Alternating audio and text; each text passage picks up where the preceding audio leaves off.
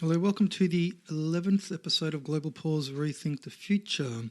In today's episode, we're going to be looking at the want of a self and the way how we can overcome the deprivation that persists in our market-orientated way of life, and the way how this will unfold through the praxis that I've been advocating in prior episodes. So we're just going to be looking at this in a little bit more detail in order to understand, the nature of the overcoming of this deprivation. So what does it mean to have a want of a self? So one of the things that we have to consider is that when we are market orientated and we take as a given the preeminent good that we're focused on when being market orientated, which is just essentially our time, and you could check out prior issues dealing with the nature of what it means to be market orientated. But when we accept that as a given,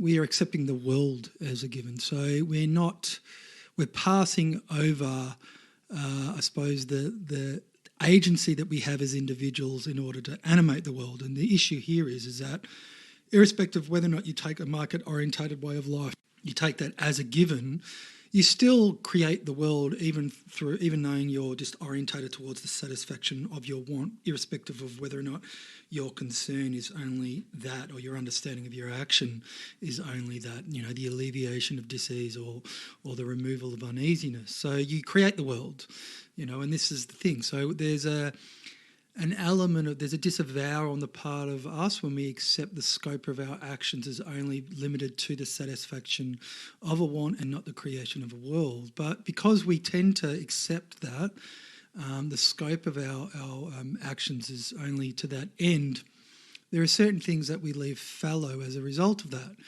So one of the things is ultimately the agency that we have to create the world. And you really only get to an indication of this is if you acted contra to the given. So when you accept that for yourself as far as the limitation, well then what in that regards the agency that is not harnessed to an end, or the full scope of the agency that you could tap to create beyond the given, perpetuates the deprivation or the want that persists. So irrespective, so let's use an example. So, the rule is to secure for yourself the good life. And so the good life can be exemplified through models that come to mediate the preoccupation. So in that regards, you are securing a life defined by, the budget constraint or the money that you have at your disposal. You are emulating a lifestyle that you would consider to be worthy of your actions. And so let's say that you secure the means to live your life to that end.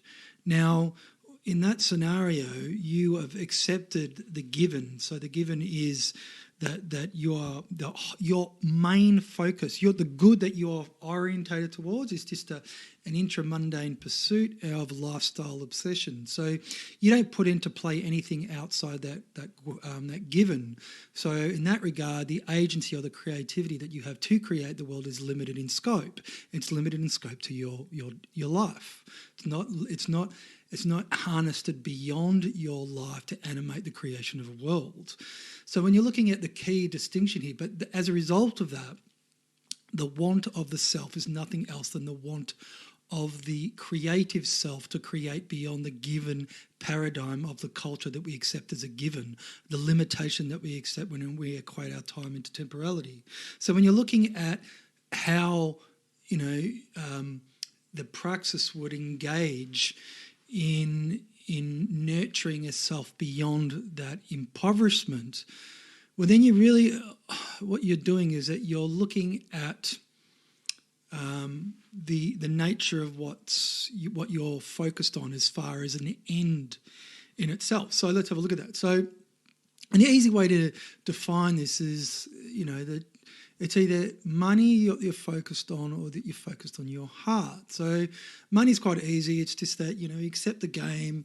You're wanting to pursue a lifestyle. And so maybe what you're doing is that you're feeling in order to pursue a lifestyle, you have to have the money in order to secure it. And so therefore your actions or your labouring is just the pursuit to that end. So money becomes the means to achieve that. So in that regards, your temporality, as far as you're working, you could be sacrificing towards that end.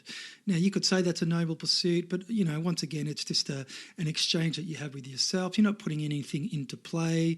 You're not looking at the spiritual poverty of our world. You accept it as a given. You accept the scope of your agency is towards that end of lifestyle. So in that regards, there's want persists. If you are focused on your heart, so then you're looking at the nature of the initiation in towards establishing what it is that motivates or animates you as a human being. So that is the questioning. There's a lot of questioning that comes up, obviously, as a result of that, because what happens is that the models that would otherwise mediate your preoccupation, you have to have a critical eye. You have to really look at what is you. Now, and this relates to the mimic nature of our desires, and that do we truly desire what we want, or we only desire what others feel is of value? And this is a Girardian understanding of mimic desire, and I recommend anybody who wants to really look at the nature of the mechanism that's in play within our civilization that they check out René Girard's work. But in this case, so one of what we have to look here is that, okay, I've been given the formula, the orientation towards, the interpersonal, the intrapersonal, I should say, exchanges. So exchanges with yourself, so focusing on your time as a preeminent good as being the end that we are focused on. Now, when you're looking at, okay, well, that's the end in itself, but then how am I within my temporality, what would otherwise considered to be a means towards that, how am I engendering actually what it is that truly animates me as a person? So the creative spark that you could harness towards that end. And the whole thing about understanding that, what is that motivates, or what is that drives, or what is that the animus, or however which way you want to look at this from the tradition that you come from, then your actions in that regards are ends in themselves. So the unfoldment of technique, say as far as a ceramicist goes, it might be this, all right, this is something that really moves you. You really love creating objects, and through that orientation, being beholden to that orientation and the iteration, the process of that unfolding, is that you develop the nous and the experimental intelligence in order to have to master your craft. Now, every single step is an end, because the end is the cultivation of that, of the intelligence towards the unfoldment of that craft. So when you're looking at what underwrites that, it's not that you're having a lifestyle obsession, a lifestyle that is the underwriter of that preoccupation. The nature of what we're talking about here is that because you don't need to be compensated when it's an end in itself.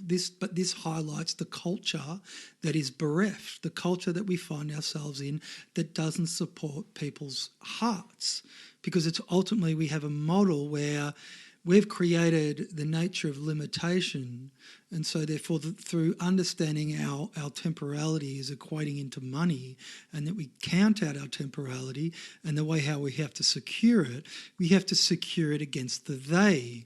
So the model as far as that preoccupation, the way how you would, this is a key distinction between the two. So in that case of just being orientated towards your time as a preeminent good and looking at the models of emulation that you aspire to, they are singular in orientation, because ultimately you accept that as a given, you pass over where you can make an exception to create beyond that, and so therefore you're orientated toward as a singular pursuit. So your model is most likely individual. It's not a collective in that regards, but because you're securing it against the they.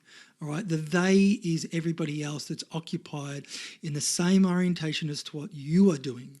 All right, we're all focused towards securing the good life as an individualised pursuit. but you're securing it against the they.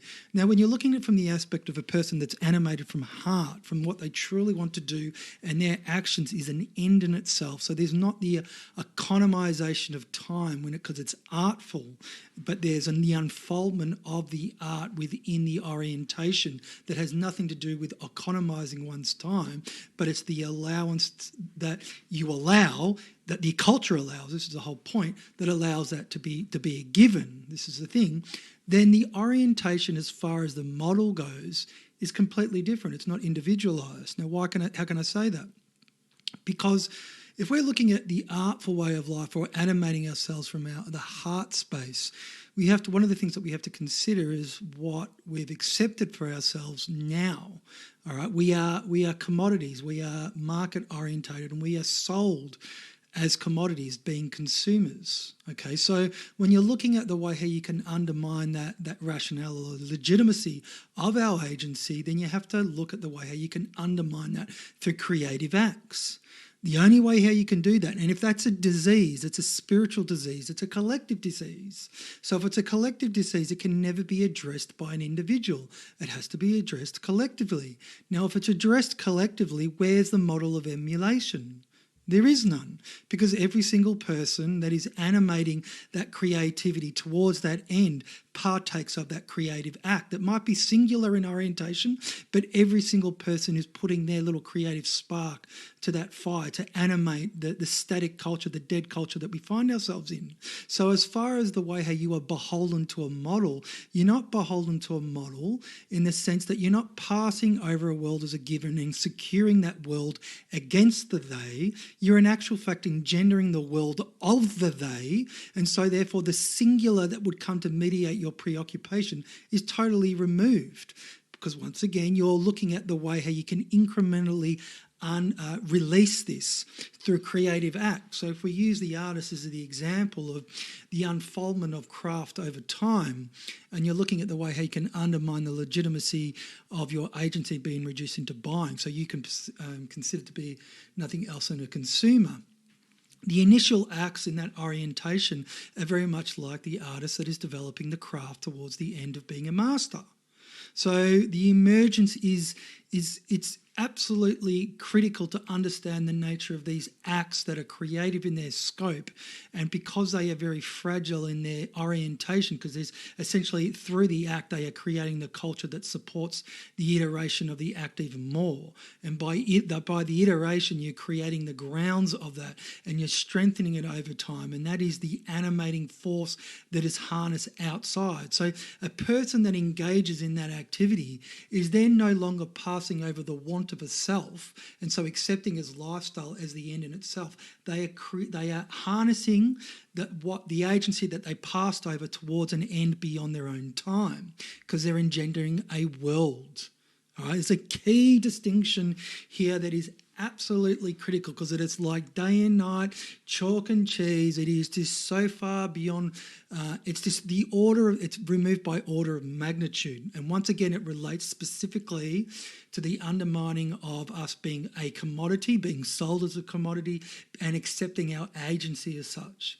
So when you're looking at what is open to you now, right, you have to have that free rein to open yourself up to possibility. So when we're looking at it from the aspect of the praxis that I've been advocating, I always touch upon this about the nature of what you consider to be possible. And one of the easiest questions to ask people is that, do you feel that humans can surpass the use of money? All right, so it's just such an easy question to ask, all right, because what will happen is in the asking of the question, you define the scope. You define for yourself. You perpetuate the holding pattern to a degree, and you perpetuate poverty as well, depending on your answer. Because if you say there's no way, then what you're saying is, yep, okay, then history has stopped. That's what you're saying. That's what you're saying to yourself. You're saying that you cannot go, there is no way how you can see beyond that impasse. You can't see beyond it. And so therefore you're saying it's just all gravy. Really, the world's just been unfolding where, yep, okay, what you're saying is, yep, Lifestyle, that's the goal. That's what we're focused on. We're focused on securing, my stock of time so I can style it. I don't accept that I actually have this animist, I have this creative spark that I can help create the world. You don't accept that. That's what you're saying when you say that. If you say yes, then behooves by answering in the affirmative to say yes, well, you do think, well, then it comes down to how you can do it. How can we put into play a praxis that actually starts to animate that as a possibility and starts to crystallise it down?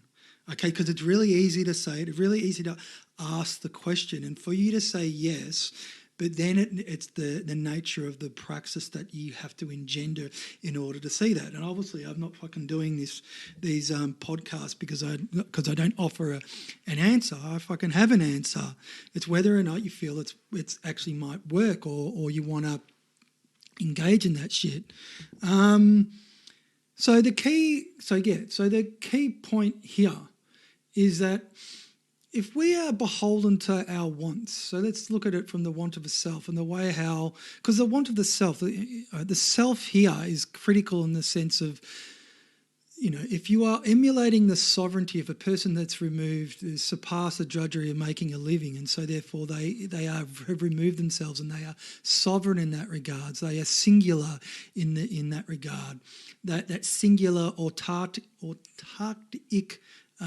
being, as it were, self-sufficient being.